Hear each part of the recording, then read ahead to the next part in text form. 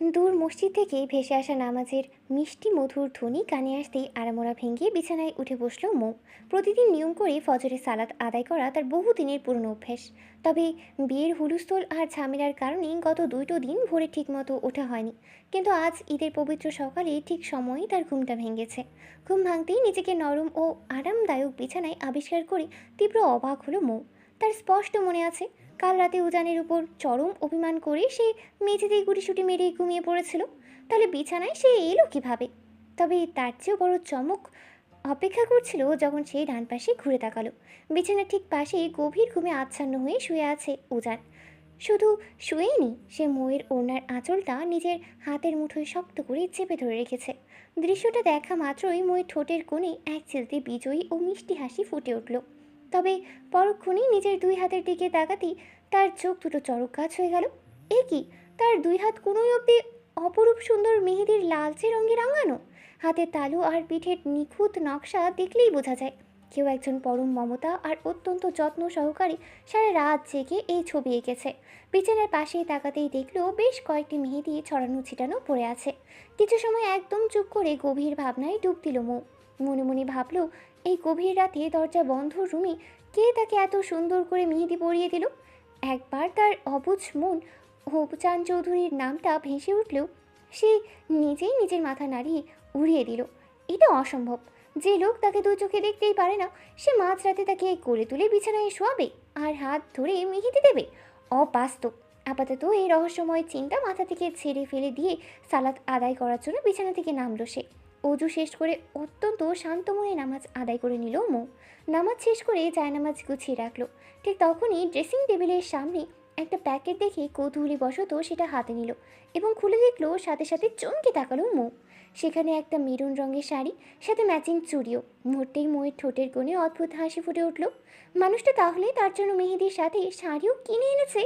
সে মুচকি হেসে প্যাকেটটা সেখানেই রেখে গুটি গুটি পায়ে উজানের পাশে শুয়ে পড়ল। লোকটা সেদিন রাতে দিমাগ নিয়ে বলেছিল বিছানায় শুধু মৌ ঘুমাবে আর উজান ঘুমাবে সোফায়। তবে আজ নিজের আইন ভেঙে মহাশয় নিজেই কেন বিছানায় এসে কুণ্ডলি পাকিয়ে ঘুমাচ্ছেন?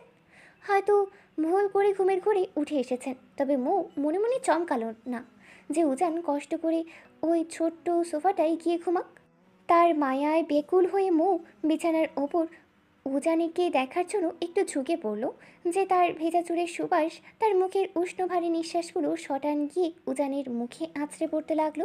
ঠিক তখনই ঘটল চরম অনাকাঙ্ক্ষিত সেই ঘটনা। উজান চোখ না মেলে ঘুমের ঘোরেই আচমকা এক ঝটকায় ময়ের কোমর ধরে তাকে নিজের শক্ত বুকের মাঝে টেনে নিল। আকস্মিক এই হামলায় ময়ের জান প্রায় কবজ হওয়ার দশা। মুহূর্তের মধ্যেই উজান নিজের নাক ডুবিয়ে দিল ময়ের গলার নরম ভাঁজে। ঠোঁট ছোঁয়ালো তার মসৃণ মখন মল ত্বকে। আলতো করে এঁকে দিল গভীর এক ভালোবাসার চুম্বন। শরীরের ভেতর এক তীব্র ও অদ্ভুত অবশ করা শিহরণ বয়ে গেল ময়ের। বুকের ভেতরে হৃৎপিণ্ডটা যেন বিদ্যুৎ গতিতে লাফাচ্ছে। কান পাতলে স্পষ্ট শোনা যাচ্ছে সেই ধকধক শব্দ। পুরো শরীর থরথর করে কাঁপতে লাগলো তার। কিন্তু সেই সুখকর অনুভূতির রেশ কাটাতে না কাটাতেই উজানের মুখ থেকে অবিন্যস্ত ও কাঁপা কাঁপা গলায় কানের কাছে ভেসে এলো এক নির্মম সত্য। I love you Shirin. আমি তোমাকে অনেক অনেক বেশি ভালোবাসি। প্লিজ আর একটাবার ফিরে এসো আমার লাইফে। ট্রাস্ট মি, আমি আর একটু ভুল বুঝবো না তোমায়। তুমি ছাড়া শূন্য আমি। কথাগুলো যেন তীক্ষ্ণ তীরের মতো এসে সরাসরি ময়ের ছোট্ট কোমল বুকে বিঁধল। মুহূর্তের মধ্যেই মেয়েটার সাজানো ভালোবাসার পৃথিবী আর কাঁচের মতো নরম হৃদয়টা চোরমার হয়ে ভেঙে টুকরো টুকরো হয়ে গেল। এতক্ষণে ময়ের মগজে আলো ঢুকলো। এখন সে স্পষ্ট বুঝতে পারছে যে উজান চৌধুরী কেন ভালোবাসা শব্দটাকে এত তীব্রভাবে ঘৃণা করে, কেন তার মনে মেয়েদের প্রতি এত ক্ষোভ। তবে মৌ এত সহজে ছেড়ে দেওয়ার পাত্রী নয়। সে বড্ড জেদি আর একরোখামি। হোক না উজানের হৃদয় পুরনো কোনো ক্ষতের দাগ, মৌ নিজের পবিত্র ভালোবাসা দিয়ে আবারও নতুন করে উজানের বুকে নিজের নাম লিখে ছাড়বে। ঠিক তখনই উজানের ঘুম ঘোর কাটলো এবং সে চোখ মেলে তাকালো। কিন্তু চোখের সামনে মৌকে নিজের বাহু বন্ধনে ওভাবে লেপ্টে থাকতে দেখে এক ধাক্কায় ছিটকে উঠল। হকচকিয়ে বিছানা থেকে দ্রুত নেমে দাঁড়িয়ে গেল। তো তো তুমি আবারও কোন সাহসে আমার আমার কাছে এসছো? মৌ নিজের বুকের ভেতরের কান্না আর ভাঙচুর লুকিয়ে রেখে তড়িৎ গতিতে বিছানার উপুটে বসলো। মুখটা কুঁচকে দিমাকের সাথে বলল, বাহ বাহ, যত দোষ নন্দ ঘোষ। এখন আমি একটুও আপনার কাছে যাইনি প্রফেসর সাহেব, বরং আপনি মাঝে নিজে মাঝরাতে সোফা ছেড়ে আমার বিছানায় এসেছেন। আর একটু আগে আপনিই আমাকে জোর করে নিজের বুকের ভেতর টেনে নিয়েছেন। হুঁ, হোয়াট? উজান চৌধুরীর চরিত্র এতটা সস্তা বা বাজে না যে সে যাকে তাকে মাঝরাতে বুকে টেনে নেবে। মৌ বিছানা থেকে নেমে দাঁড়িয়ে উজানের সামনে গিয়ে দাঁড়ালো। ও তাই নাকি? বউকে মুখে স্বীকার করে না, অথচ সেই বউয়ের জন্য মাঝরাতে মল ওলট পালট করে শাড়ি কিনে নিয়ে আসে, হ্যাঁ? আবার সারা রাত জেগে নিজের হাতে এত যত্ন করে মেহেদির নকশাও এঁকে দেয়। এমনকি সে সাথে জড়িয়ে ধরে টপাটপ করে চুমুও খায়। সে আবার এসেছে এখানে নিজের চরিত্র নিয়ে বড় বড় লেকচার দিতে। বাহ, ঢং! এই খিটখিটে স্বভাবের জন্যই মনে হয় ওই শিরিন ডাইনি আপনাকে ছেড়ে চলে গিয়েছে। শিরিনের নামটা মৌয়ের মুখে শোনা মাত্রই উজান যেন পায়ের নিচে মাটি খুঁজে পেল না। পুরো শরীর শক্ত হয়ে গেল তার। শিরিনের ব্যাপারে এই চৌধুরী বাড়ির লোকজন ছাড়া বাইরের কেউ তেমন কিছু জানে না। বাড়ির লোকও শুধু এতটুকুই জানতো যে উজানের অতীতে একটা গভীর প্রেম ছিল, কিন্তু সেই মেয়ের নাম পরিচয় বা ইতিহাস কেউ জানতো না। তাহলে এই পুচকে মেয়েটা কিভাবে জানলো? সে অত্যন্ত কাঁপা কাঁপা ও ভীত গলায় জিজ্ঞেস করলো। শেরনের ব্যাপারে তুমি কিভাবে জানলে? মৌ দুই হাত বুকের কাছে গুটিয়ে বেশ ভাব নিয়ে বলল। যা বাবা, একটু আগে নিজেই তো আমাকে ঘুমের ঘোরে জড়িয়ে ধরে সেই ডাইনিকে 10 বার আই লাভ ইউ বলে মুখে ফেনা তুলে ফেললেন। এখন আবার আমাকে উল্টো জিজ্ঞেস করছেন আমি কি করে জানলাম? কথাটা শুনেই উজান শুকনো ঢোক গেল। নিজের উপর তীব্র রাগ আর ক্ষোভ হতে লাগলো তার। ঘুমের ঘোরে সে নিজের অজান্তেই এসব কি আবোল তাবোল বকে ফেলেছে। শিরিনকে সে মন থেকে যতই মুছে ফেলতে চায়, সে ততই চেকে বসে। কাল বিকেলে দূর থেকে হুট করে মেয়েটাকে অন্য একজনের সাথে দেখার পর থেকেই মগজে যেন নতুন করে পুরনো ক্ষতটা চারা দিয়ে উঠেছে। ঠিক তখনই মৌ বাঘিনীর মতো বাঁ ফিরে উজানের একেবারে গায়ের কাছে এসে দাঁড়ালো। তারপর উজানের মুখের দিকে ঝুঁকে পড়ে চোখ দুটো শুরু করে অত্যন্ত মারমুখী ও ফিসফিসানি গলায় স্পষ্ট ভাষায় হুঁশিয়ারি দিল। শুনুন প্রফেসর সাহেব, বিয়ের আগে আপনার লাইফে কোন পেতনি ডাইনি বা চামচিকে ছিল তা নিয়ে আমার বিন্দুমাত্র ইন্টারেস্ট নেই। বাট এখন, যেহেতু এখন আমি আপনার লাইফে আছি, আপনি আমার বিবাহিত ক্রাশ বর, সো আজ থেকে যদি আমি ছাড়া অন্য কোনো মেয়ের দিকে চোখ তুলে তাকিয়েছেন কিংবা ওই পুরনো পেতনিকে আবারও নিজের ঘাড়ে তোলার চেষ্টা করেছেন, তবে আমি আপনাকে একদম আল্লাহর নামে কোরবানি দিয়ে দিব। সত্যি। এই বলেই মৌ উজানের মুখের ওপর এক বিশ্রী ফিঞ্চি কেটে দরজার দিকে চলে গেল। উজান যেন পাথরের মূর্তির মতো একদম আহাম্মক বনে দাঁড়িয়ে রইল। মেয়েটার কথার তেজ থেকে মনে হচ্ছে সুযোগ পেলে উজানকে সত্যি সত্যি জ্যান্ত জবাই করে কুরবানি দিয়ে দিবে।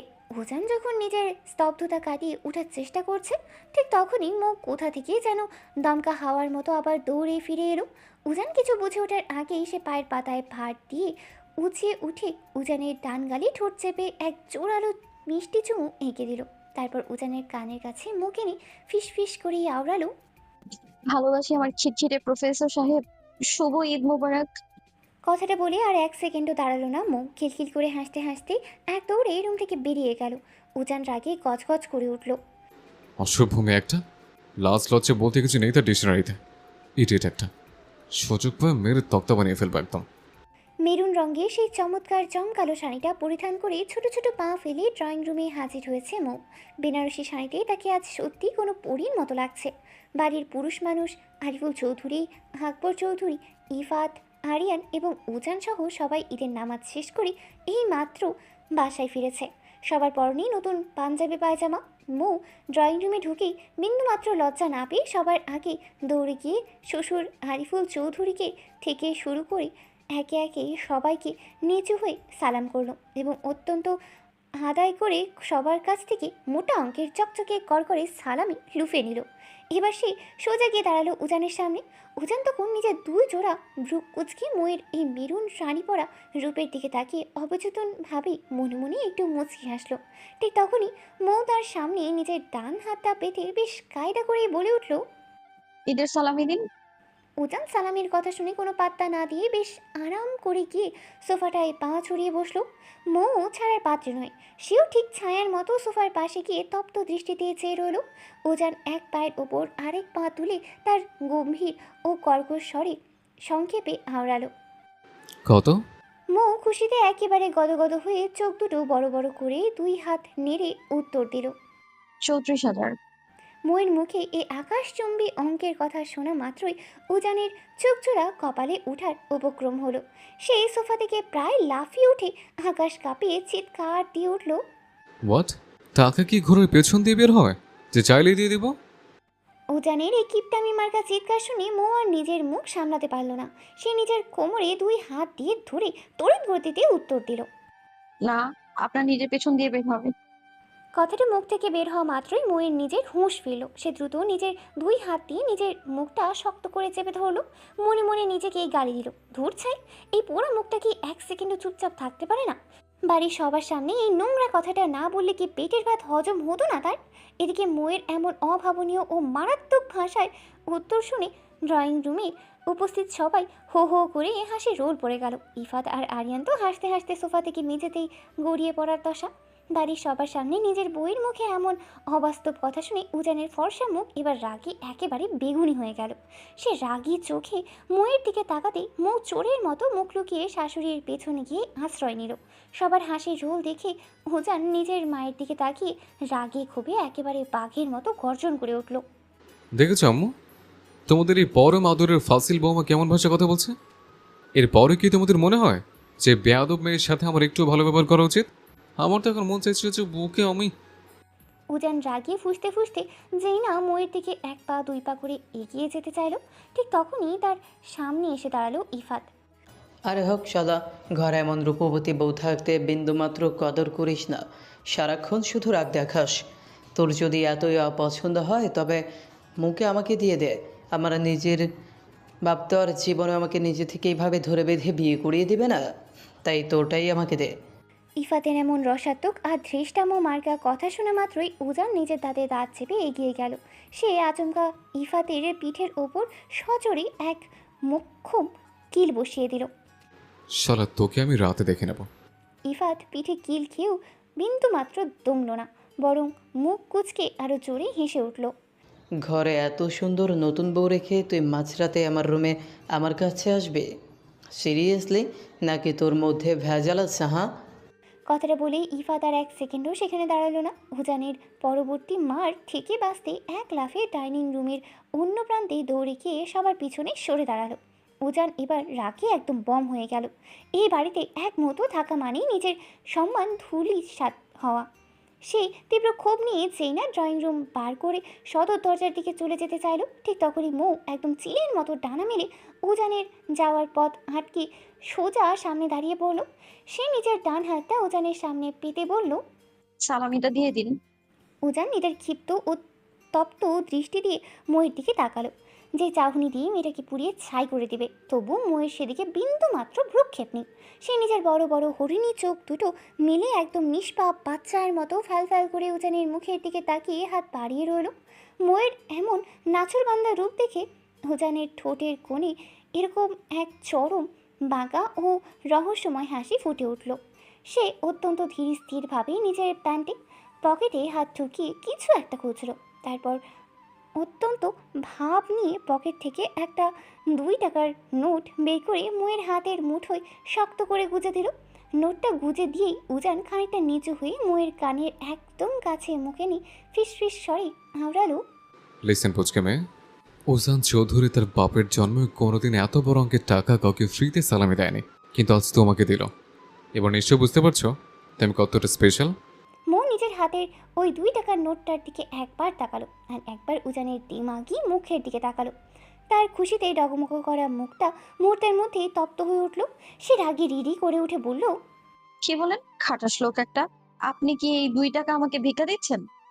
উজান নিজের কলারটা একটু সোজা করে বলল, লাইক সিরিয়াসলি, এটা তোমার কাছে ভিক্ষা মনে হচ্ছে? তুমি আমার আম্মুর অতি আদরের নতুন বৌমা, তাই তোমাকে স্পেশালি দিলাম। অন্য কেউ হলে তো আজ এক আনাও পেত না। উজানের এমন চরম কিপটামি সহ্য করতে না পেরে ময়ের মাথার সমস্ত রক্ত এক নিমিষেই চড়ে গেল। সে আর নিজের রাগ সামলাতে পারল না। উজান কিছু বুঝে ওঠার আগেই মৌ নিজের হাতের আঙুল দিয়ে উজানের শক্ত পেশিবহুল হাতের ওপর শরীরের সমস্ত শক্তি খাটিয়ে এক মারাত্মক চিমটি কেটে দিল। উজান ব্যথায় কুকিয়ে ওঠার আগেই মৌ রাগে ফুঁসতে ফুঁসতে পা দাপাতে দাপাতে হন হন করে সিঁড়ি বেয়ে উপরে চলে গেল। চৌধুরী বাড়ির পেছনের পুকুর ধারে শান বাঁধানো সিঁড়িতে বিশাল এক বকুল ফুল গাছের নিচে দুই হাঁটুতে মুখ গুছিয়ে গুটিসুটি মেরে বসে আছে মেহের। চারদিক থেকে ধেয়ে আসা বিকেলের স্নিগ্ধ শীতল বাতাস বারবার এসে আলতো করে ছুঁয়ে যাচ্ছে তার শরীর। পিঠের ওপর তার রেশমি কালো চুলগুলো সম্পূর্ণ মেলানো। বাতাসে সেই অবাধ্য চুলগুলো উড়ে এসে বারবার তার মুখমণ্ডল এলোমেলো করে দিচ্ছে। আজ ঈদের খুশির দিনে আকাশের বুকটা মেঘাচ্ছন্ন না হলেও মেঘের মনের আকাশটা আজ ভীষণ রকম মেঘে ঢাকা। চোখের কোণে জমে থাকা নোনা জলগুলো চিকচিক করে উঠছে। বুক ছিঁড়ে আসা এক গভীর দীর্ঘশ্বাসের সাথে আপনা আপনি দুই ফোঁটা অশ্রু গাল বেয়ে গড়িয়ে পড়ল তার। ঠিক তখনই শুকনো পাতার ওপর কারোর পায়ের আওয়াজ আজ জোরালো উপস্থিতি টের পেয়ে ধরফর করে উঠল মেহের। সে তড়িঘড়ি করে নিজের অন্যের আঁচল দিয়ে চোখ দুটো মুছে নিয়ে চমকে পিছনে তাকালো। ইফাত কখন যে তার পিছনে এসে দাঁড়িয়েছে সে টেরই পায়নি। মেহের কিছু বুঝে ওঠার আগেই ইফাত মুখে এক চেলতে চঞ্চল হাসি নিয়ে হুট করে মেহেরের একদম গা ঘেঁষে পাশে বসে পড়ল। ইফাতকে অতটা কাছাকাছি দেখে মেহেরের ভেতরটা ভয় কেঁপে উঠল। সে যখনই নিজেকে সামনে নিয়ে সিঁড়ি থেকে ঝটপট উঠে চলে যেতে চাইল, ঠিক তখনই ইফাত বিদ্যুৎ গতিতে মেহেরের কবজিটা নিজের শক্ত হাতের মুঠোয় আঁকড়ে ধরল। ইফাতের সেই অনাকাঙ্ক্ষিত শক্ত হাতের স্পর্শে মুহূর্তের মধ্যেই মেহেরের পুরো শরীর একটা তীব্র ঝাঁকুনি দিয়ে উঠল। 5 বছর আগের এই ভয়ঙ্কর অতীত যেন এক পলকে তার চোখের সামনে ভেসে এলো। সে বিদ্যুৎ গতিতে মোচড় দিয়ে নিজেকে ইফাতের হাতের বাঁধন থেকে ছাড়িয়ে নেওয়ার জন্য ছটফট করে উঠল। কিন্তু ইফাতও এত সহজে ছাড়ার পাত্র নয়। সে মেহেরকে ছটফট দেখে কবজির বাঁধনটা আরও একটু শক্ত করে তাকে জোরপূর্বক নিজের পাশে বসিয়ে দিল। মেহেরের ফর্সা মুখটা এবার ভয়ে ও আতঙ্কে একদম ফ্যাকাশে হয়ে গেল। সে ইফাতের চোখের দিকে তাকানোর সাহসটুকু হারিয়ে কম্পিত ও মিনমিন স্বরে আকুতি জানালো, ছাড়ুন আমাকে। ইফাত মেহেরের চোখের দিকে সরাসরি তাকিয়ে এক ভ্রু কুঁচকে শুধালো, I just want to know but why. কেন ছাড়বো? ছাড়ুন প্লিজ, কেউ এভাবে দেখলে খারাপ ভাববে। মেহেরের গলায় স্পষ্ট কান্নার সুর। আই ডোন্ট কেয়ার, যে যাই বলুক তাতে ইফাত চৌধুরীর কিচ্ছু যায় আসে না। তার আগে বলো, তুমি কোন সাহসে ইফাত চৌধুরীকে এইভাবে অ্যাভয়েড করে চলছো? হ্যাঁ, তুমি কি জানো আমার সাথে প্রেম করার জন্য কত শত রূপবতী মেয়ে দিনরাত পাগল হয়ে ঘুরে বেড়ায়? মেহের অনবরত ইফাতের শক্ত হাতের মুঠো থেকে নিজেকে হাতটা ছাড়ানোর জন্য আপ্রাণ চেষ্টা করে যাচ্ছিল, কিন্তু ইফাতের পুরুষালী শক্তির সামনে তার এই ছোট্ট চেষ্টা কিছুতেই সফল হচ্ছিল না। এক পর্যায়ে নিজের সবটুকু চেষ্টা ব্যর্থ হতে দেখে মেহের সোজা ইফাতের চোখের দিকে তাকালো। তার চোখের সেই চঞ্চল চাহনি দেখে মেহেরের ঠোঁটের কোণে এক তীব্র তাচ্ছিল ও বিষাদের হাসি ফুটে উঠল। সে অত্যন্ত শীতল গলায় বলল, আমি আপনার পেছনে ঘুরে বেড়ানো সেসব সস্তা মেয়েদের কাতারে পড়ি না মিস্টার। আর আমি আপনাকে একটু অ্যাভয়েড করছি না, শুধু আপনার থেকে একটু দূরত্ব বজায় রেখে চলছি মাত্র। অবশ্যই এই দূরত্ব বজায় রেখে চলার বুদ্ধিটা যদি আগে থেকে ঠিক 5 বছর আগে আমার মাথায় আসতো, তবে অন্তত আজ সমাজের কাছ থেকে এত জঘন্য অপবাদ বা উপাধি আমাকে উপহার পেতে হতো না। আর না চোখের সামনে আমাকে কলিজার টুকরো মা বাবাকে চিরকালের জন্য হারাতে হতো। মেহেরের কথার ভিতরের এই আকাশ সমগভীরতা আর তীব্র লুকানোর কষ্টটা চঞ্চল প্রকৃতির ইফাত এক পলকে ঠিক বুঝে উঠতে পারল না। সে নিজের চোরা ভ্রু কুঁচকে মেহেরের মলিন মুখের দিকে তাকিয়ে বিভ্রান্ত স্বরে জিজ্ঞেস করলো, মানে কি বলতে চাইছো তুমি? 5 বছর আগে কি হয়েছিল? আপনি আমার কথার মানে বুঝবেন না, আর বোঝার দরকারও নেই। প্লিজ এবার অন্তত আমার হাতটা ছাড়ুন। মেহেরের কণ্ঠস্বর এবার ক্ষোভে কম্পিত হতে লাগলো। তবু ইফাত ছাড়ল না। সে দৃঢ় গলায় বলল, তাহলে পুরো ব্যাপারটা আমাকে বুঝিয়ে দিয়ে যাও। ইফাত নিজের জেদ ধরে রাখলো। মেহেরের ভিতরে জমানো ক্ষোভ এবার আগ্নেয়গিরির মতো ফেটে পড়ল। সে এক চরম রাগান্বিত ও কঠোর কণ্ঠে চিৎকার করে আওড়ালো, আপনাকে বললাম না আমার হাতটা ছাড়ুন। এক কথা কি কানে যায় না আপনার? কথাটা শেষ করেই মেহের নিজের সর্বশক্তি দিয়ে এক ছটকা মেরে ইফাতের হাতের শক্ত বাঁধন থেকে নিজের হাতটা ছাড়িয়ে নিল। ইফাত হুট করে এমন ঝটকা পাওয়ায় হাতটা আলগা করে ফেলল।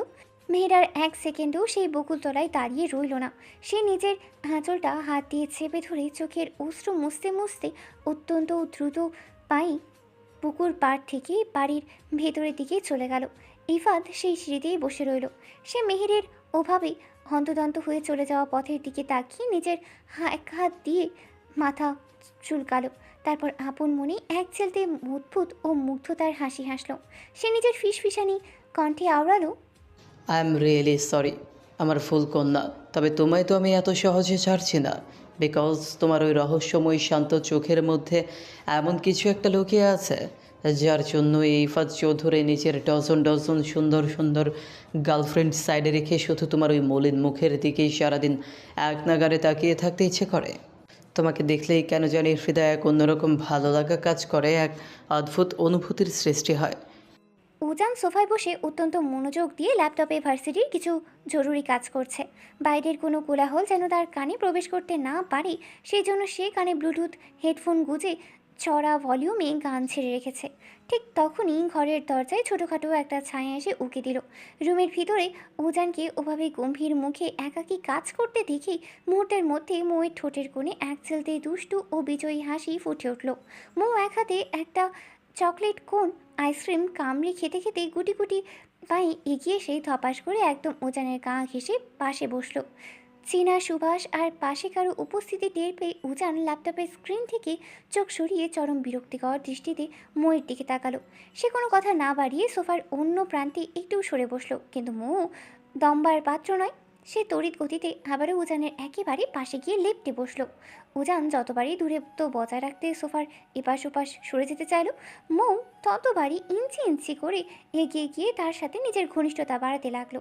অবশেষে উজান নিজের ধৈর্যের বাঁধ হারিয়ে কপাল কুঁচকে কান থেকে হেডফোনটা টেনে নামিয়ে অত্যন্ত রাগান্বিত কণ্ঠে আওড়ালো, এই ফাজিল মেয়ে, আমার গায়ের উপরে এভাবে বসে ঘেসে ঘেসে করছো কেন?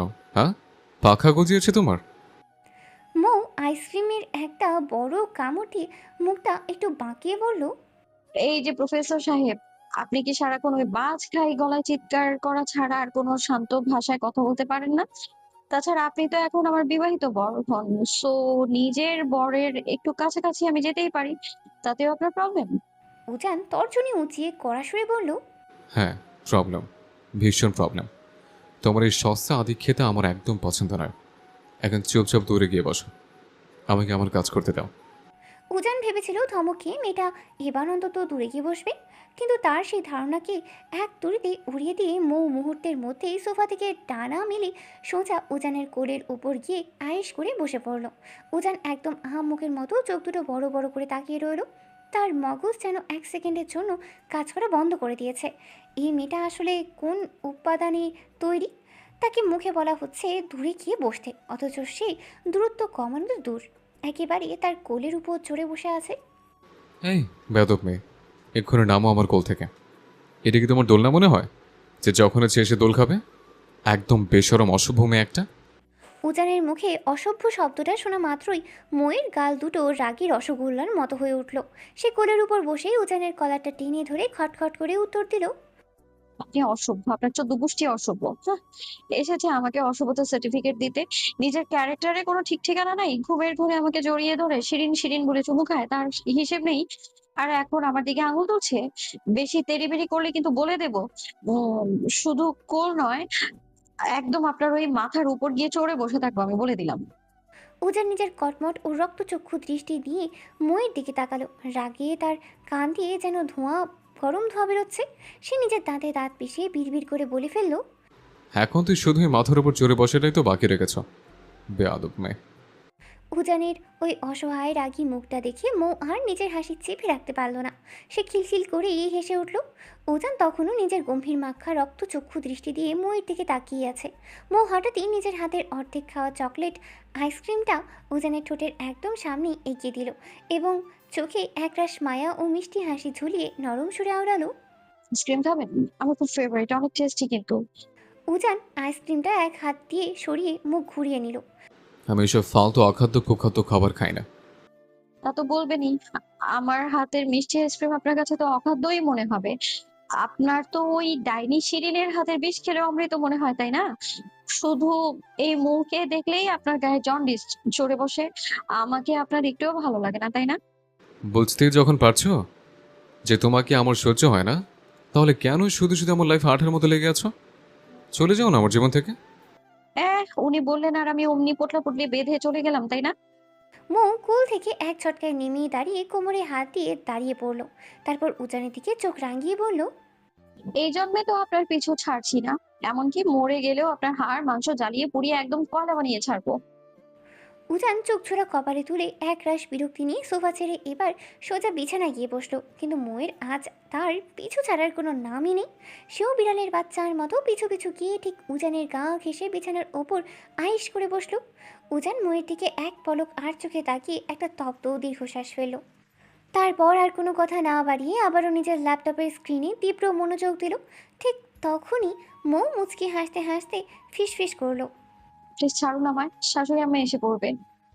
মৌয়ের মুখে এই কথাটি শোনা মাত্রই উজান বিষম খেলো। সে কাশতে কাশতে ল্যাপটপটা একপাশে সরিয়ে নিজের চোখ দুটো বড় বড় ও রাঙিয়ে চেঁচিয়ে বলে উঠল।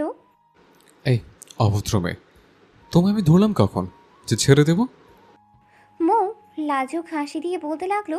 না মানে আপনি একদিন এমন করবেন তো, তাই আগে ভাগেই প্র্যাকটিস করছি। শয়তানের হাটটি বলে কি? এই বলেই উজান ক্ষিপ্ত পায়ে মৌয়ের পিছু নিল তাকে ধরার জন্য। মৌ খিলখিল করে হেসে এক লাফে সরে গেল। উজানও দম্বার পাত্র নয়, সেও তার পিছু দৌড়াতে লাগলো। মৌ পুরো রুম জুড়ে প্রজাপতির মতো এদিক থেকে ওদিক ছুটে বেড়াতে লাগলো। উজানের হাত থেকে বাঁচতে তার এই চিলতে ছটফটানি দেখে উজান মাঝপথে থেমে গিয়ে চেঁচিয়ে উঠল। এই ইডিয়েট, দাঁড়াও বলছি। এইটুকু বয়সে মুখ দিয়ে পাকা পাকা কথা বের করছি, এখনো দুধের দাঁতও পড়েনি, অথচ অভদ্রের মতো ব্যবহার। মৌ বিছানার ওপাশে গিয়ে তড়িৎ গতিতে ঘুরে দাঁড়িয়ে মুখটা বাঁকিয়ে নিল।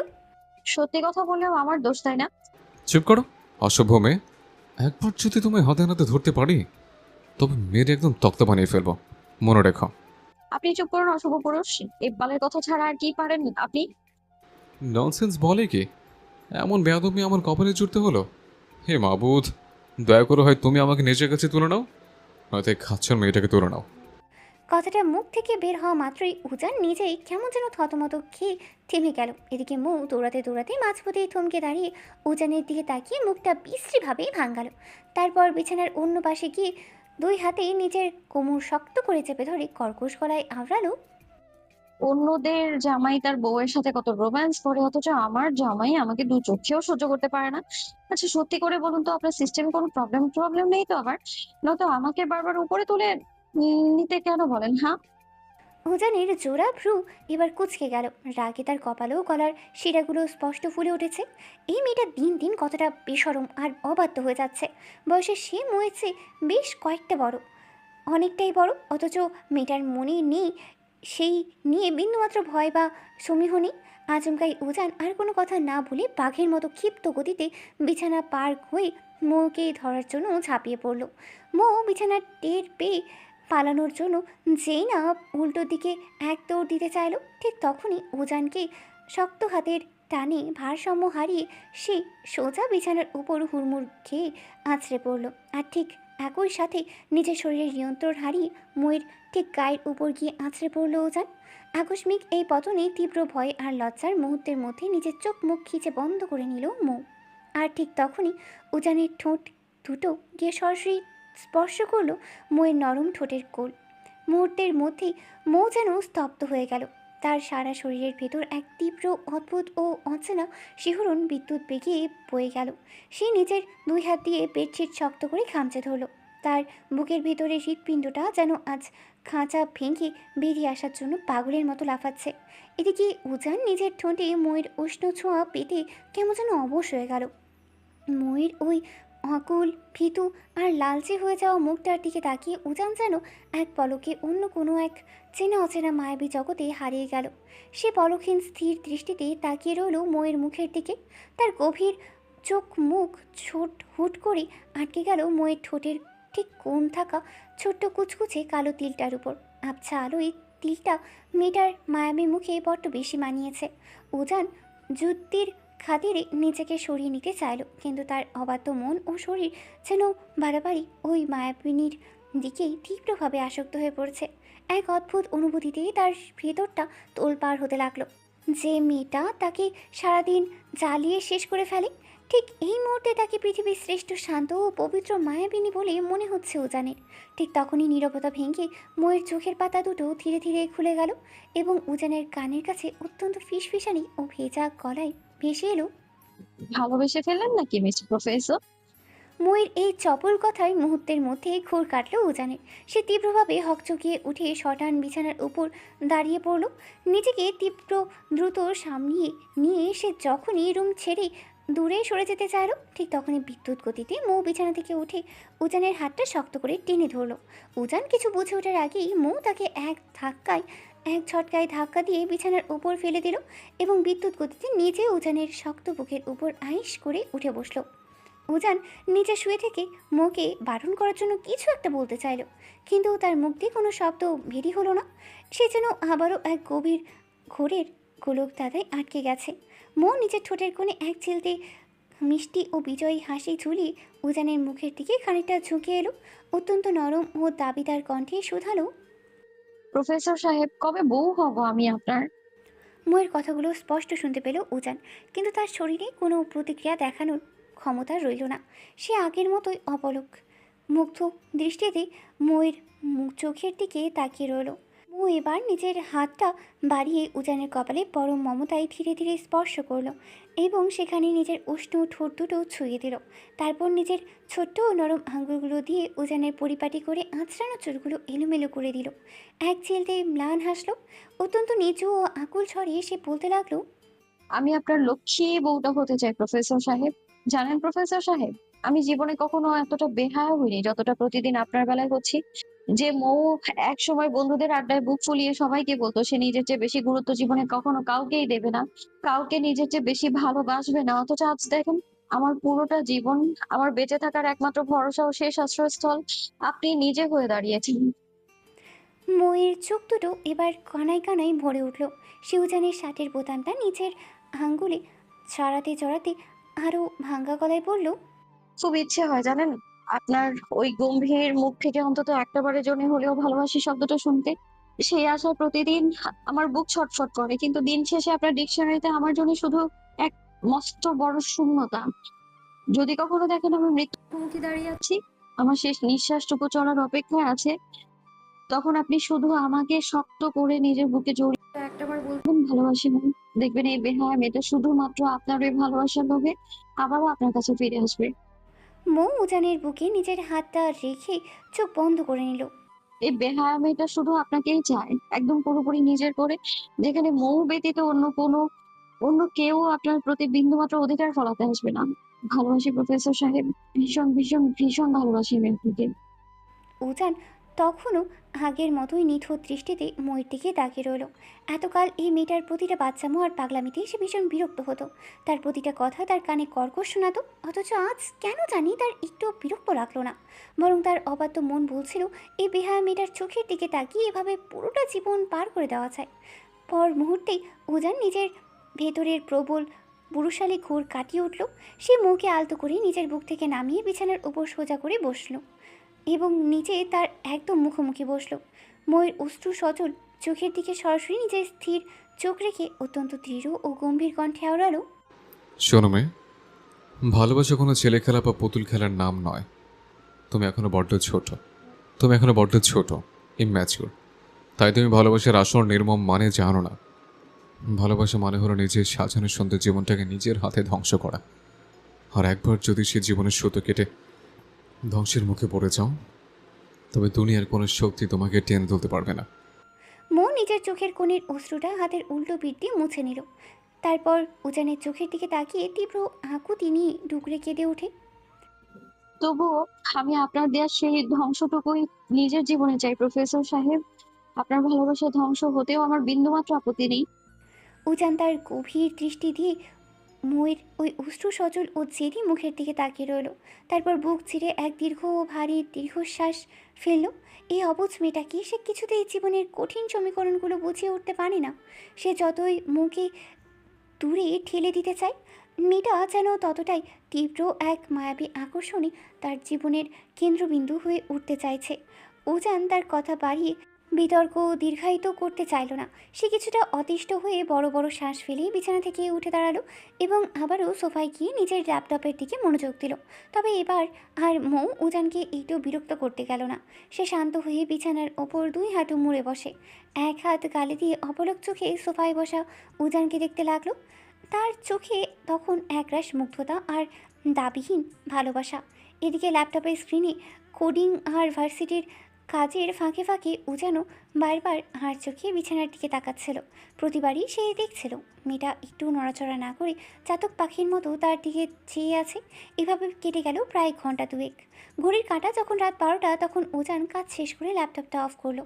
সে ময়ের দিকে তাকিয়ে দেখলো মেয়েটা এখনও ঘুমায়নি, বিছানায় একাকী এপাশ ওপাশ করছে। মুখ কেন এমন ঘুমানোর জন্য ছটফট করছে, আর কেনই বা সে একা ঘুমাতে পারছে না, তার কারণ উজান চৌধুরী খুব ভালো করেই জানে। উজান নিজের ঠোঁটের কোণে এক ছেলতে নিঃশ্বাস হাসি ফুটিয়ে ফোলা সোফা থেকে উঠে দাঁড়ালো।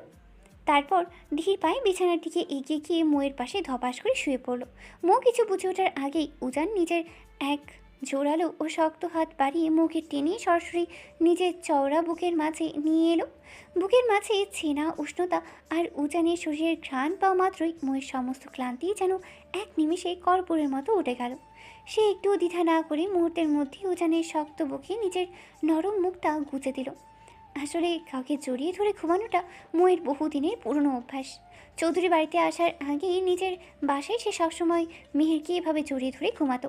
আর আজ এই চৌধুরী বাড়িতে এসে উজান চৌধুরী নামক এই খিটখিটে মানুষটা খুব অল্প দিনেই তার বেঁচে থাকার প্রধান অভ্যাস সেই পরিণত হয়েছে। মৌ উজানের বুকে মুখ রেখে নিজের ছোট্ট ভেজা গলায় অত্যন্ত আদুরে সুরে ফিসফিস করলো। আপনি অনেক ভালো প্রফেসর সাহেব, লাভ ইউ। কথাটা শেষ করতে করতেই ময়ের চোখের পাতা দুটো এক অদ্ভুত শান্তিতে ও ঘুমে বুঝে এলো। উজানের বুকে নিরাপদ আশ্রয় সেই নিমিষেই গভীর ঘুমের দেশে তলিয়ে গেল। উজান নিজের বুকের উপর ময়ের শান্ত নিঃশ্বাস অনুভব করে অন্ধকারে নিঃশব্দে ও পরম তৃপ্তিতে হাসল। তার নিজেরও জানা নেই কখন এই পুচকি মেয়েটা তার পাথরের হৃদয়ে কিছুটা অধিকার হরণ করে নিয়েছে। সে নিজের অলক্ষ্যেই অত্যন্ত হালতো ও কোমল ছোঁয়ায় ময়ের রেশমি চুলগুলোর ওপর হাত বুলিয়ে দিতে লাগলো।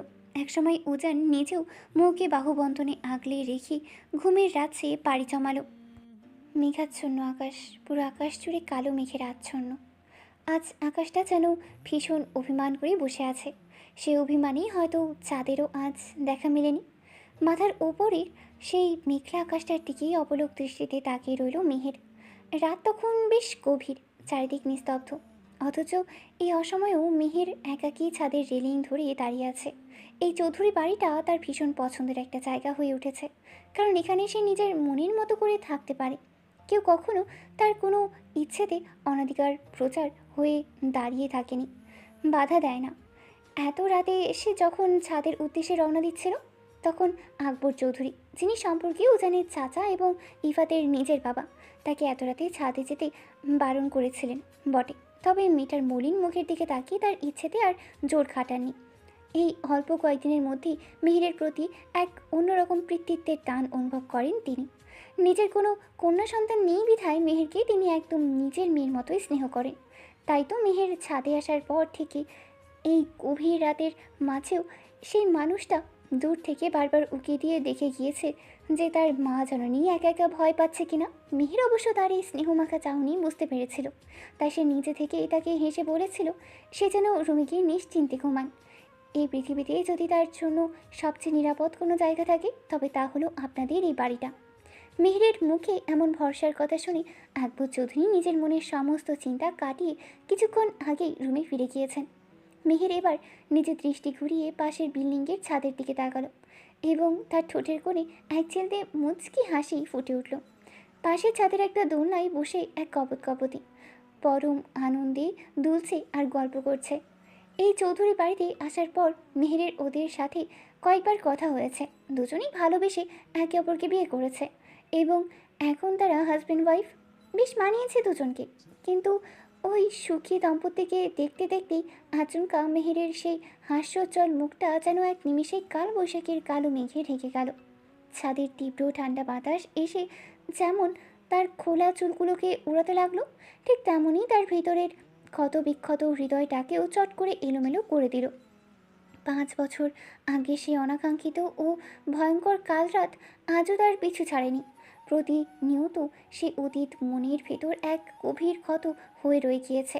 ঠিক তখনই মেহেরের নাসিকপাটে পুরুষালী পারফিউমের এক মিষ্টি ও চেনা ঘ্রাণ এসে ধাক্কা দিল। এই সুবাস বড্ড চেনা তার। সে আলতো করে ঘাড় বাঁকিয়ে পাশে তাকাতেই দেখল ইফাত এসে দাঁড়িয়েছে। মেহার এবার আর আগের মতো রাগ করে বা ঝামটা দিয়ে চলে গেল না, বরং রেলিং ধরে আগের মতোই শান্ত হয়ে দাঁড়িয়ে রইল। এই চঞ্চল লোকটার থেকে তার মোটেও কথা বলতে ইচ্ছে করে না, কিন্তু লোকটা চুইংগামের মতো সারাক্ষণ তার পিছু ছাড়েই না। অবশ্য এতদিনে মেহের ইফাতের মধ্যে কোনো খারাপ বা কুৎসিত উদ্দেশ্য খুঁজে পায়নি, আর ঠিক সেই ভরসাতেই সে এখনও শান্ত হয়ে সেখানে দাঁড়িয়ে আছে। ততক্ষণে নীরবতা ভেঙে ইফাতের ভরাট কণ্ঠস্বর মেহেরের কানের কাছে ভেসে এলো। আই এম রিয়েলি সরি আমার ফুলকন্যা। ইফাতের মুখে ওই একটি শব্দে মেহেরের থমকে যাওয়া হৃদয় হঠাৎই এক অজানা দোলা দিয়ে উঠল। সে ঘাড় ঘুরিয়ে এক রাশ গভীরতা নিয়ে ইফাতের চোখের দিকে তাকালো। ফুলকন্যা নামটা শুনতেই ভীষণ কিউট আর মিষ্টি লাগে বটে, তবে নামটা যে তার এই অন্ধকার জীবনের সাথে বড্ড বেশি মানান। সে এক বিষাদময় তপ্ত হাসি হাসল। নামটা ভীষণ সুইট, তবে এই সুন্দর উপাধিটা আমার মতো মেয়ের জন্য একদমই নয়। সেই জন্য আপনি আমাকে মেহের নামেই ডাকতে পারেন। আর হ্যাঁ, হঠাৎ এত রাতে সরি বলার কারণটা জানতে পারি? মেয়ের মুখে কোনো রাগ বা বিরক্তি না দেখে ইফাতের ঠোঁটের কোণে এক ছেলতে চঞ্চল হাসি ফুটে উঠল। মেহেরের কথার মাঝে আজ একটু বিরক্তর ছোঁয়া নেই। ইফাত ঠিক এইটুকুই চেয়েছিল মেয়েটার থেকে। সে নিজের মাথা চুলকাতে চুলকাতে চপল সুরে আওড়ালো, তুমি এত সুন্দর করে গুছিয়ে কথা বলো কি করে, হ্যাঁ? আর তুমি কি জানো, যখন তুমি হাসো তখন দেখতে বড্ড বেশি কিউট লাগে তোমায়। মেহের এবার এক ভ্রু কুঁচকে ইফাতের দিকে তাকিয়ে বলল, ফ্লার্ট করছেন আমার সাথে? আরে না, আমি একদম সিরিয়াসলি বলছি। মেহের নিজের মুখটা ঘুরিয়ে আবারও সামনের ওই মেঘলা আকাশের দিকে তাকালো। মুখ ছিঁড়ে এক গভীর শ্বাস ছেড়ে উত্তর দিল, তা আপনার ডজন ডজন গার্লফ্রেন্ড বুঝি আজ অভিমান করে বসে আছে, তাই তাদের না পেয়ে আমার সাথে টাইম পাস করতে এসেছেন এখানে? আচ্ছা, তুমি কথায় কথায় ওই সব মেয়েদের কেন টেনে আনো বলো তো? শোনো ফুলকন্যা, এই গার্লফ্রেন্ড বলে আমার ডিকশনারিতে কোনো শব্দ নেই। ওরা আমার জাস্ট ফ্রেন্ড, ব্যাস। হুম, বুঝতে পারছি। এরপর দুজনই কিছু সময়ের জন্য একদম চুপ হয়ে গেল। মেহের আকাশের দিকে তাকিয়ে থাকলেও ইফাতের অবাধ্য চোখ জোড়ার সমস্ত দৃষ্টি কিন্তু পুরোপুরি মেহেরের ওই মায়াবী মুখের ওপরই আটকে ছিল। যেন যে তার এই চঞ্চল চোখ দুটো দুনিয়ার সব মিকিয়ে বাদ দিয়ে শুধু এই শান্ত মেয়েটার কাছে এসেই থমকে যায়। তাই ইফাত নিজেও জানে না। সে অনেক চেষ্টা করেছে মেহের থেকে দূরে থাকার, কিন্তু মন যেন কিছুতেই সায় দেয় না। যে ইফাত 24 ঘন্টার মধ্যে 22 ঘন্টায় বাড়ির বাইরে বন্ধুদের সাথে টুই টুই করে আড্ডা দিয়ে বেড়াতো, যা নিয়ে তার মায়ের অভিযোগের কোনো শেষ ছিল না, সেই ইফাত এখন 24 ঘন্টার মধ্যে হাতে গোনা মাত্র কয়েক ঘন্টা বাইরে থাকে আর বাকিটা সময় ঘরের কোণের কাটায়। আর এই জাদুকরী পরিবর্তনের মূল কারণ যে মেহের নিজেই, তা বাড়ির অন্য সবাই বুঝতে না পারলেও উজানের তীক্ষ্ণ চোখ কিন্তু ঠিকই ফাঁকি দিতে পারেনি। উজান অবশ্য বারণ করেনি, তবে সব কিছু ভেবেচিন্তে সিদ্ধান্ত নিতে বলেছে, কারণ একটা ভুল সিদ্ধান্ত যে পুরো লাইফটা এক নিমেষেই ধ্বংস করে দিতে পারে তার জলযন্ত্র প্রমাণ তো উজান নিজেই। এই গভীর নীরবতার মাঝে হুট করে ইফাতের পকেটে থাকা ফোনটা অনবরত কেঁপে উঠল।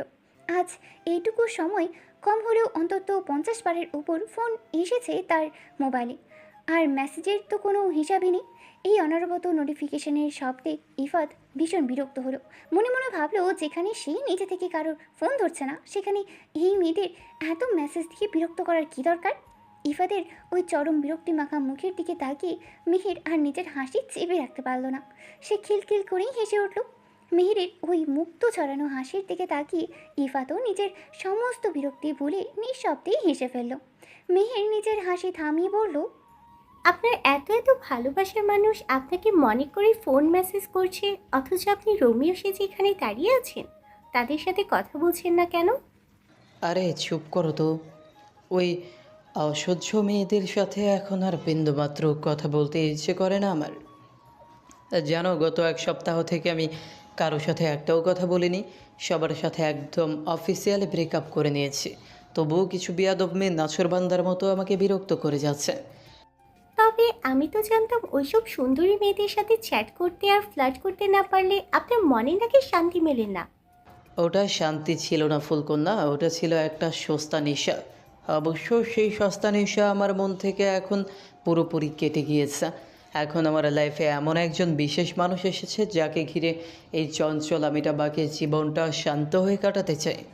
তাকে নিজের করে পাওয়ার জন্য শুধুই মেয়েদের নেশা কেন, আমার লাইফের যত রকমের বাজে অভ্যাস আছে আমি এক পলকে সব ছেড়ে দিতে রাজি আছি। মেহের ইফাতের চোখের সেই গভীর আকুলতা দেখতে পেল না, তাই মুচকি হেসে বলল, বেশ ভালো তো। তা আপনার সেই বিশেষ মানুষটার সাথে আমাকে কোনো একদিন একটু পরিচয় করিয়ে দিয়েন তো। না মানে আমি তাকে পার্সোনালি একটু বলে দিতাম, যাতে সে আপনাকে সারাদিন ওভাবে টই টই করে ঘুরতে না দিয়ে জলদি কোনো একটা জবে জয়েন করতে বাধ্য করে। ইফাত মুহূর্তের মধ্যেই সোজা হয়ে দাঁড়িয়ে চোখ দুটো উজ্জ্বল করে বলল, আমি কোনো জব বা বিজনেস করলে তুমি খুশি হবে ফুলকন্যা? আমার খুশির চেয়েও আপনার মা বাবা সবচেয়ে বেশি খুশি হবেন। তারা সবসময় চান তাদের একমাত্র ছেলে যেন এবার একটু সংসারী হয়ে তাদের পাশে এসে দাঁড়াক। ওকে ফাইন, আগামীকাল থেকে আমি ড্যাডের সাথে অফিসে যাব আর মন দিয়ে বিজনেস শিখব। এরপর মিহির আর কথা বাড়ালো না। রাতের শীতল বাতাসের গতি ধীরে ধীরে বাড়তে থাকায় তার শরীরটা কিছুটা কাঁপছিল, তাই সে রেলিং ছেড়ে পাশের দোলনাটায় গিয়ে বসলো। ইফাতও কোনো বাধা না দিয়ে ধীর পায়ে এগিয়ে তার ঠিক পাশেই বসলো। গত এক সপ্তাহে এই মানুষটাকে মোটামুটি খুব কাছ থেকেই চিনেছে মেহের। সে মনে মনে যতটা খারাপ ভেবেছিল, লোকটা আসলে তেমন নয়, শুধু একটু ছন্নছাড়া আর অবাধ্য। এতকাল পুরুষ জাতির প্রতি মেহেরের মনে যে তীব্র ঘৃণা আর ভয় জন্মেছিল চৌধুরী মানুষ ছেলেদের ব্যবহার দেখে তা যেন এখন একটু হলেও কমতে শুরু করেছে। এই বাড়ির প্রতিটা ছেলে একদম ভিন্ন ধাতুতে করা, তারা নারীদের সম্মান করতে জানে। ঠিক তখনই নীরবতা ভেঙে ইফাত আবারও ফিসফিস করে মেহেরের কানের কাছে মুখ এনে শুধালো, আচ্ছা ফুলকন্যা, এই মাঝরাতে একা একা অন্ধকার ছাদে চলে এলে তোমার একটুও ভয় করছিল না যদি হুট করে কোনো ভূত প্রেত চলে আসতো? মেহের এবার নিজের পুরো দৃষ্টিটা স্থির করে ইফাতের চোখের উপর রাখল। তার ঠোঁটের কোণে আবারও সেই চিরচেনা বিষাদময় তৃপ্তিয় হাসিটা ফুটে উঠল। সে অত্যন্ত শান্ত ও গম্ভীর গলায় উত্তর দিল, তাসনুবাব মেহের কোনো কাল্পনিক ভূত প্রেতকে ভয় পায় না মিস্টার। সে যদি পৃথিবীকে কাউকে সবচেয়ে বেশি ভয় পায়, তবে তা হলো এই নিষ্ঠুর পুরুষ জাতিকে, যারা নিজের স্বার্থের জন্য একটা মেয়ের আলোয় ভরা সুন্দর জীবনটাকে এক নিমেষে অন্ধকারে নরক বানিয়ে দিয়েছিল। মেহেরের কথার ভিতরে সেই তীব্র লুকানো ক্ষত টের পেয়ে ইফাতের বুকটা কেমন যেন মোচড় দিয়ে উঠল। সে অত্যন্ত নরম সুরে জিজ্ঞেস করলো, সেই জন্যই কি তাহলে তুমি এতদিন আমার সাথে একটাও কথা বলোনি, আমাকে এড়িয়ে চলেছ? কিন্তু কেন তুমি পুরুষ জাতিকে এত ভয় পাও ফুলকন্যা? কি হয়েছিল তোমার অতীতে? মেহের এক দীর্ঘশ্বাস ফেলে আকাশের দিকে তাকালো। সেসব কথা আপাতত মনের গহীনে লুকানো থাক, সময় হলে কোনো একদিন না হয় বলবো।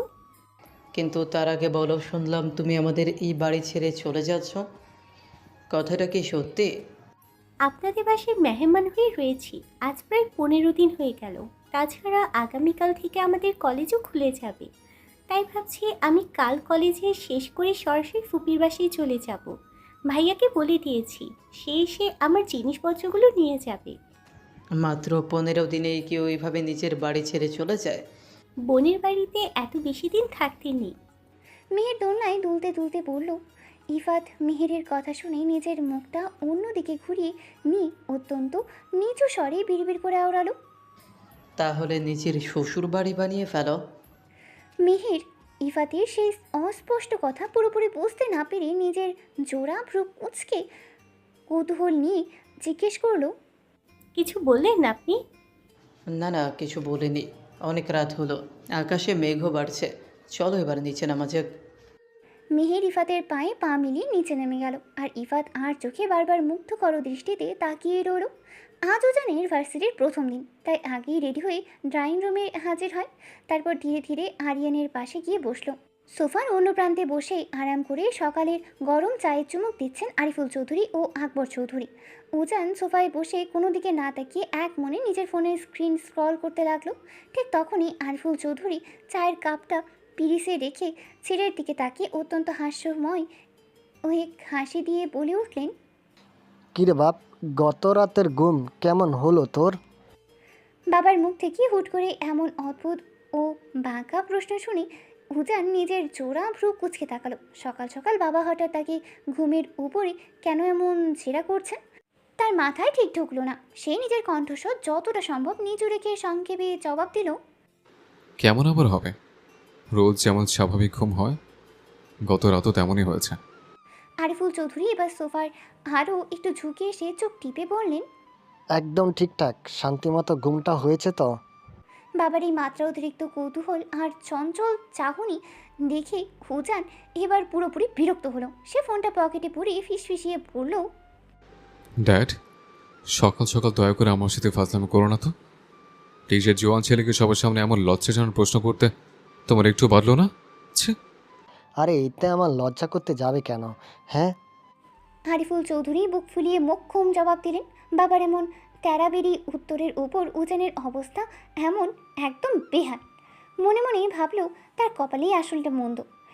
একদিকে ঘরে আছে তার ফাজিল বউ, তো অন্যদিকে নিজের ঘরের ভিতরেই বসে আছে সবচেয়ে বড় শত্রু, নিজের জন্মদাতা বাপ। রুমে থাকলে বউ সারাদিন জ্বালিয়ে মারে, আর একটু শান্তির জন্য বাইরে বের হলে এই বাবা নামক শত্রু পিছনে লেগে থাকে। উজানকে চুপ থাকতে দেখে আরিফুল চৌধুরী এবার মুখটা বাঁকিয়ে ভেঙচি কেটে বটে উঠতেন, ছি, তুই আমার ছেলে ভাবতো লজ্জা লাগে।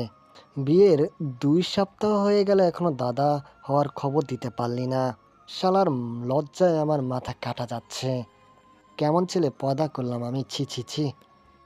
বাবার মুখ থেকে সবার সামনে শালা উপাধি শোনা মাত্রই উজান সোফা থেকে এক প্রকার ছিটকে দাঁড়িয়ে চিৎকার করে উঠল। সকাল সকাল এই টর্চার সে আর নিতে পারছে না। সে ডাইনিং স্পেসের দিকে তাকিয়ে বাচ্চার মতো চেঁচিয়ে ডাকলো, আম্মু, ও আম্মু, তাদের এদিকে এসে দেখে যাও। তোমার এই শয়তান জামাই সকাল সকাল আমার সাথে কেমন জঘন্য ব্যবহার করছে। ঠিক সেই মুহূর্তে কিচেন রুম থেকে খাবার প্লেট হাতে নিয়ে ড্রয়িং রুমে প্রবেশ করলেন মৌসুমী চৌধুরী। এসে নিজের স্বামীর দিকে চোখ রাঙাইয়ে তীব্র ঝাঁঝালো গলায় বললেন, তুমি আবার সাত সকালে আমার ছেলেটার পেছনে লেগেছ? ছেলেটার আজ ভার্সিটির প্রথম দিন, নতুন করে ক্লাস নেবে, মনটা ফ্রেশ রাখা দরকার। তোমার বুড়ো বয়সের ফাজলামো আর বিরক্ত করা একটুও বাদ যায় না। বইয়ের ওই পাখানি রূপ দেখে আরিফুল চৌধুরী মুহূর্তের মধ্যে মিয়ে গেলেন। সে আমতা আমতা করে বললেন, আরে না বৌসুনি, তুমি ভুল করছো। আমি তো জাস্ট ওকে। তুমি একদম চুপ করো। আর একটাও বাড়তি কথা যদি আমার ছেলের উদ্দেশ্যে বলেছ, তবে আজ তোমার কপালে কোনো ভাত জুটবে না, বলে দিলাম। বইয়ের মুখে ভাত বন্ধের হুমকি শোনা মাত্রই আরিফুল চৌধুরী একদম ভেজা বিড়ালের মতো চুপসে গিয়ে সোফায় সোজা হয়ে বসলেন। বাবার এই করুণ দশা দেখে উজান আর নিজের হাসি চেপে রাখতে পারল না। সে সোফায় বসে শব্দ করে হেসে উঠল এবং বাবার দিকে তাকিয়ে টিটকারি সুরে বলল, কি হলো ড্যাড, এখন একেবারে চুপ মেরে গেলে কেন? হ্যাঁ, এসছে আমার সাথে লাগতে। মৌসুমী চৌধুরী তখন উজানের পাশে বসে তাকে নিজের হাতে খাইয়ে দিতে লাগলেন। ঠিক তখনই পাশে বসা আরিয়ান উজানের গলার দিকে তাকিয়ে মুচকি হাসতে হাসতে হঠাৎ অত্যন্ত গম্ভীর ও রসিকতার সুরে বলে উঠল, আচ্ছা ভাই, তোর গলার ডান পাশে ওটা কিসে কামড় দিয়েছে রে? লাল হয়ে ফুলে আছে যে। সবার সামনে আরিয়ানের এমন মারাত্মক ও বোমা ফাটানো প্রশ্নে উজান মুখের খাবার গিলতে গিয়ে একদমই থমকে গেল। সে বিষম খাওয়ার মতো অবস্থা করে সাথে সাথে নিজের এক হাত দিয়ে গলার সেই নির্দিষ্ট অংশটা চেপে ধরল। হ্যাঁ, সেখানে স্পষ্ট একটা লালচে কামড়ের দাগ বসে আছে। গতরাতে ঘুমানোর ঘরে মৌ মহাশয়া উজানকে জড়িয়ে ধরে গভীর ঘুমে আচ্ছন্ন অবস্থায় হঠাৎ করে উজানের গলাটাকে চিকেন লেগ পিস ভেবে সজোরে কামড় বসিয়ে দিয়েছিল। এটা নিয়ে আজ সকালে ঘুম থেকে ওঠার পর দুজনের মধ্যে তুমুল ঝগড়ার যুদ্ধ হয়ে গিয়েছে। আর সেই রাগে ক্ষোভে মেজাজ গরম করে নিচে নামতেই এখন সবার সামনে এই নতুন কাণ্ড। উজান নিজের লজ্জাটুকু রাগ দিয়ে ঢাকার চেষ্টা করে আরিয়ানের দিকে তাকিয়ে দাঁতে দাঁত পিষে চরম হুমকি দিল, ভাইয়া বেশি কথা বলে তোমাকে আজ এমন জায়গায় লাথি মারবো যে সারাদিন মানুষের সামনে মুখ লুকিয়ে ঘুরে বেড়াতে হবে, মনে রেখো। আরিয়ানের কথার সেই খেয়েই ধরে এবার ছোট চাচা আকবর চৌধুরীও নিজের চশমাটা নাকের উপর ঠিক করে কৌতূহলী গলায় বললেন, সত্যি তো, আরিয়ান তো ভুল কিছু বলেনি। ওইভাবে কিসের দাগ লাগলো তোর গালে? মশা তো এত বড় কামড় দেয় না।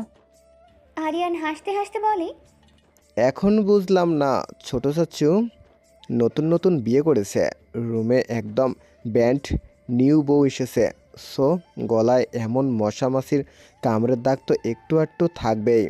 অথচ আমাদের সামনে জেন্টলম্যান সেজে এমন ভাব ধরে থাকে যেন কত বড় সাধু পুরুষ। ভাইয়া, ততক্ষণে আরিয়ান দৌড়ে দুবার কাছে চলে গেল। একটুর জন্য প্রাণটা বেরিয়ে যায়নি। হঠাৎ সবার দৃষ্টি গিয়ে আটকে গেল ড্রয়িং রুমের সিঁড়ির মুখে। ফর্মাল শার্ট প্যান্ট পরে ধীর পায়ে নিচে নেমে আসছে ইফাত। তাকে এভাবে দেখে ড্রয়িং রুমের হাসির রোল এক নিমিষে স্তব্ধ হয়ে গেল। সবার চোখ যেন ছানা পড়া। যে ছেলে প্রতিদিন দুপুর 12টা কিংবা 1টার আগে ঘুম থেকে চোখই মেলে না, সেই খুঁড়েও ছানা পড়া ছেলেটা আজ সকাল 8টার মধ্যে নিজে থেকে ঘুম থেকে উঠে একদম রেডি হয়ে নিচে নামছে। এটা যেন কারো বিশ্বাসই হতে চাচ্ছিল না। ইফাত অবশ্য কারো দিকে ফিরেও তাকালো না। সে সোজা ডাইনিং টেবিলের দিকে এগিয়ে গেল, যেখানেই তার মা ইমরোজা চৌধুরী সকালের নাস্তা সার্ভ করছিলেন।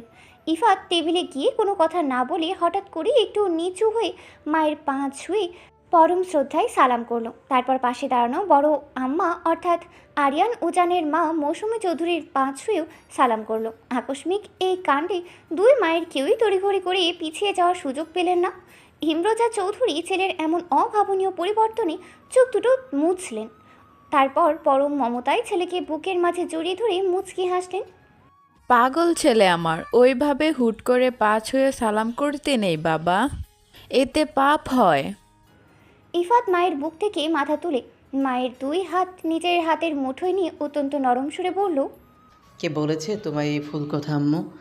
যে মায়ের পায়ের নিচে সন্তানের বেহেশত লুকিয়ে থাকে, সে পূর্ণময় পায়ে সালাম করা যদি পাপ হতো, তবে আল্লাহ তাআলা কখনোই মায়ের পায়ের নিচে সন্তানের বেহেশত লিখে দিতেন না।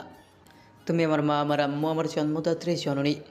ছেলের মুখ থেকে এমন পরিণত ও সুন্দর কথা শুনে ইমরোজা চৌধুরীর চোখ দুটো আনন্দে কান্নায় কান্নায় ভরে উঠল। তিনি পরম আদরে ছেলের কপালে একটা স্নেহের চুমু খেয়ে মনে মনে হাসলেন। যাক, অবশেষে তার এই ছন্ন ছাড়া অবাধ্য ছেলেটা তবে তার অন্ধকার ও দিশাহীন জীবন থেকে আলোর পথে বেরিয়ে আসতে পেরেছেন। তিনি ইফাতের দিকে কিছুটা ঝুঁকে অত্যন্ত নিচু ও ফিসফিসানি স্বরেই আওড়ালেন, তোর মনের ভিতরে সেই পবিত্র আশা আল্লাহ খুব জলদি পূর্ণ করুক বাবা। আমি মা হয়ে আজ অন্তরের অন্তঃস্থল থেকে আল্লাহর কাছে এটাই চাই। তিনি নিশ্চয় মায়ের এক আকুতি কখনো খালি হাতে ফিরিয়ে দিবে না। ইফাত মায়ের কথার অন্তর্নিহিত অর্থ বুঝতে পেরে এক মায়াবী মৃদু হাসল। সে মেহেরের দেওয়া সেই রূপান্তরের কথা মনে করে মনে মনে এক নতুন শক্তি পেল। এরপর সে বড় আম্মার সাথেও মিষ্টি করে কুশল বিনিময় করে সোজা এসে আরিয়ানের সামনে দাঁড়ালো। তারপর নিজের চপল ভাবটা সম্পূর্ণ লুকিয়ে মুখে এক রাশ গম্ভীরতা ফুটিয়ে আওড়ালো, ভাইয়া তাড়াতাড়ি চল, লেট হয়ে যাবে। আরিয়ান মুখের পরোটা চিবোনো বন্ধ করে নিজের জোড়া ভ্রু কুঁচকে বোকার মতো তাকালো। যাব মানে কি বলছিস এইসব? ভাইয়া প্লিজ, অন্তত আজ একটু সিরিয়াস হও তো। আরে আমি আবার কি করলাম? আর তুই এত সকাল সকাল কর্পোরেট লুক নিয়ে রেডি হয়ে বা কোথায় যাওয়ার জন্য আমায় তাড়া দিছিস শুনি? কোথায় আবার, আজ থেকে তোমার সাথে রোজ অফিসে যাব। বয়স তো কম হলো না, এবার তো কিছু একটা করা উচিত, তাই না? হোয়াট? ডাইনিং টেবিলের ওপাশ থেকে সোফা ছেড়ে এক সজোরে চিৎকার দিয়ে উঠলেন ইফাতের বাবা আকবর চৌধুরী। চায়ের কাপটা তার হাত থেকে পড়ে যাওয়ার উপক্রম হলো। যে ছেলে নিজের হাতে এক গ্লাস পানি পর্যন্ত গড়িয়ে খায় না, বাসার একটা ছোট্ট কাজ করতে বললে সারা বাড়ি মাথায় তোলে, সেই ছন্নছাড়া ছেলে আজ থেকে রোজ সকালে অফিসে যাবে? এটা ভাবাও যেন এক মস্ত বড় অলৌকিক ঘটনা।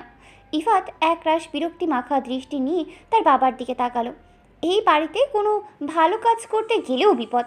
যেখানে সে সারাদিন বন্ধুদের সাথে টই টই করে ঘুরে বেড়াতো, কোনো কাজ করতো না, তখন সবাই তাকে বকাঝকা করতো। আর আজ যখন সে নিজের পায়ে দাঁড়াতে যাচ্ছে, তখন সবাই তাকে নিয়ে রসিকতা করছে। ড্যাড, তুমি আসলে কি বলতে চাও বলো তো? যখন তুমি নিজে থেকে আমায় বারবার অফিসে যাওয়ার জন্য জোর করতে, তখন আমি যাইনি, সেটা আমার ভুল ছিল। কিন্তু আজ যখন আমি নিজে থেকে দায়িত্ব নিয়ে অফিসে যেতে চাচ্ছি, তখনও তোমাদের এত প্রবলেম। আর হ্যাঁ ভাইয়া শোনো, আজই অফিসে গিয়ে আমার মাসিক স্যালারি কত হবে তা ফিক্সড করে দিবে। আমি আর আজ থেকে বাপ ভাইয়ের পকেটের ফিতে দেওয়া টাকায় এক আনাও চলবো না। অফিসে বাকি সব কর্মচারীদের যেমন যোগ্যতা অনুযায়ী স্যালারি দাও, আমাকেও ঠিক তেমনটাই দিবে, বুঝলে? আকবর চৌধুরী ছেলের এই রুদ্র ও পরিণত রূপ দেখে সম্পূর্ণ চমকে গেলেন। ছেলের মুখের ওপর এমন গম্ভীর ও দায়িত্বশীল কথা তিনি এত বছরে শোনেননি। তবে ছেলের এই জেদ দেখে তার মনের ভিতরে এক বিশাল আনন্দের বন্যা বয়ে গেল। মনে মনে ভাবলেন, দেরি করে হলেও ছেলেটা অবশেষে নিজের ভবিষ্যৎ আর জীবনের মূল্য বুঝতে পেরেছে। এদিকে উজান সোফা থেকে উঠে দাঁড়ালো। সে ইফাতের দিকে এগিয়ে গিয়ে তার কাঁধে একটা আলতো চাপ দিয়ে মৃদু হেসে বলল, ভাইয়া, বেস্ট অফ লাক দোস্ত। তোর এই নতুন শুরুর জন্য অনেক শুভকামনা রইল। আচ্ছা, আমি এবার আসি, লেট হয়ে যাচ্ছে। উজান সদর দরজার কাছাকাছি যেতেই ঠিক তখনই কোথা থেকে মৌ তড়িৎ গতিতে চিলের মতো ছুটে এসে পিছন থেকে উজানকে শক্ত করে জড়িয়ে ধরল। বেচারা উজান আকস্মিক এই অতর্কিত আক্রমণে তীব্র ভয়ে আর আতঙ্কে এক লাফে প্রায় 2 হাত দূরে সরে গেল। পরক্ষণেই পিছনে তাকিয়ে মৌকে ওভাবে দাঁড়িয়ে থাকতে দেখে তার বুক থেকে এক মস্ত বড় ভয়ের খাঁচা নেমে গেল। সে নিজের বিরক্তি মাখা চোখ দুটো বড় বড় করে রাগান্বিত কণ্ঠে চেঁচিয়ে উঠল, এই ইডিয়েট মেয়ে, সকাল সকাল আমাকে এভাবে হার্ট অ্যাটাক করিয়ে মার্ডার করতে চাও? আর বাসায় সবার সামনে ওভাবে জড়িয়ে ধরলে কেন? লজ্জা শরমের কি মাথা একদম চিবিয়ে খেয়ে ফেলেছ? মৌ উজানের ওই রাগী ধমক শুনে বিন্দুমাত্র দমল না, বরং নিজের ওড়নাটা আঙ্গুলে চড়াতে চড়াতে বলে, সবসময় শুধু শুধু আমার উপরে আমার চিল্লাবেন না তো। আমি কি ইচ্ছে করে সবার সামনে আপনাকে ওভাবে জড়িয়ে ধরেছি নাকি? আর একটু প্লিজ আমার সাথে রুমে চলুন। এই মেয়ে, তোমার প্রবলেম কি? একটু আগে আমার সাথে হতে বড় ঝগড়া করলে, আর এখন আবার কোন আক্কেলে আমার রুমে যেতে বলেছ? রুমে আরশোলা ঢুকেছে, প্লিজ চলুন না আমার সাথে, আমার বড় ভয় করছে। সামান্য একটা আটশোলা দেখে তোমার এত ভয়? আর আমি এখন কোনো মতে তোমার সাথে উপরে যেতে পারবো না। আমার ভার্সিটিতে প্রথম ক্লাস আছে। তোমার ভয় লাগলে তুমি অন্য কোথাও গিয়ে চুপচাপ বসে থাকো। প্লিজ প্রফেসর সাহেব, একটাবারের জন্য চলুন না, প্লিজ প্লিজ প্লিজ। মৌ এবার উজানের শার্টের হাতা ধরে একদম ঝুঁকলে পড়ল।